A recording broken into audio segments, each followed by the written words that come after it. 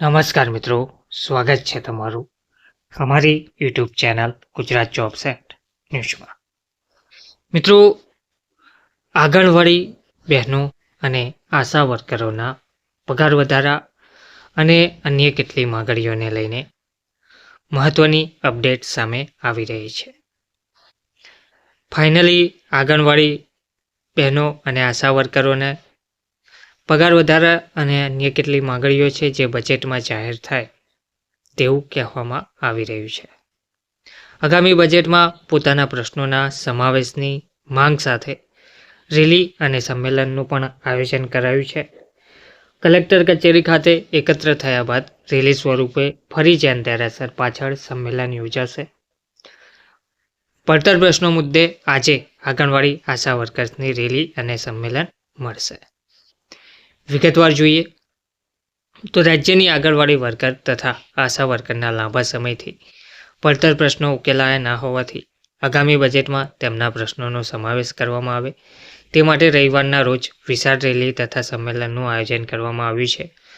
તમામ બહેનો અમદાવાદ કલેક્ટર કચેરી ખાતે એકત્ર થઈ ત્યાંથી રેલી સ્વરૂપે જૈન દેરાસર પાછળના ભાગ સુધી જશે અને ત્યાં સંમેલન મળશે, જેમાં આગામી કાર્યક્રમોની જાહેરાત કરાશે.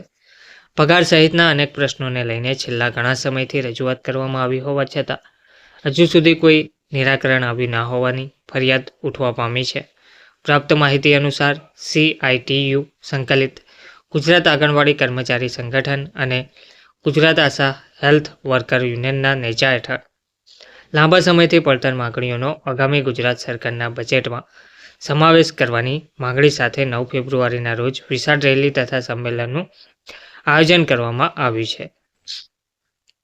મહિલા અને બાળ વિકાસ વિભાગ પાયાની કામગીરી બજાવતી ગુજરાતની 1 લાખ આંગણવાડી વર્કર તથા હેલ્પર બહેનો તેમજ ગુજરાતના આરોગ્ય વિભાગ હેઠળ સેવા આપતી આશા વર્કર તથા ફેસિલિટેટર બહેનો અત્યંત મુશ્કેલી વચ્ચે સેવા આપી રહી છે. લાંબા સમયથી પોતાની માંગણીઓ માટે સરકાર સમક્ષ અનેક વખત રજૂઆત કર્યા છતાં પ્રશ્નોનો ઉકેલ આવતો નથી, જેથી આ બહેનો આગામી ગુજરાતના બજેટમાં તેઓની માંગણીનો સમાવેશ થાય તેવી અપેક્ષા રાખી રહી છે. આંગણવાડી વર્કર તથા આશા વર્કરની માંગણીઓનો અવાજ ગુજરાત સરકાર સુધી પહોંચાડવા માટે 9 ફેબ્રુઆરીના રોજ બપોરના 12 વાગ્યાના સુમારે સુભાષ બ્રિજ પાસે આવેલી જિલ્લા કલેક્ટર કચેરી પાસે એકત્રિત થઈ સાબરમતી પુલ ઉપરથી સાબરમતી બેંક પાર્ટી પ્લોટ ખાતે જૈન દેરાસર પાછળ વિશાળ સંમેલન યોજાશે. આ સંમેલનમાં આગામી કાર્યક્રમો જાહેર કરાશે.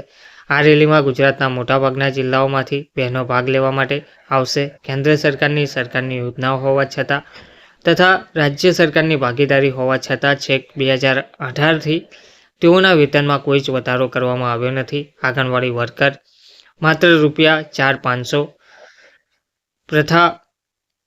તથા હેલ્પરને માત્ર ₹2250, આશા વર્કરને માત્ર ₹2000, ત્યારે ફેસિલિટેટરને માત્ર ₹6000 કેન્દ્ર સરકાર આપી રહી છે. ધન્યવાદ.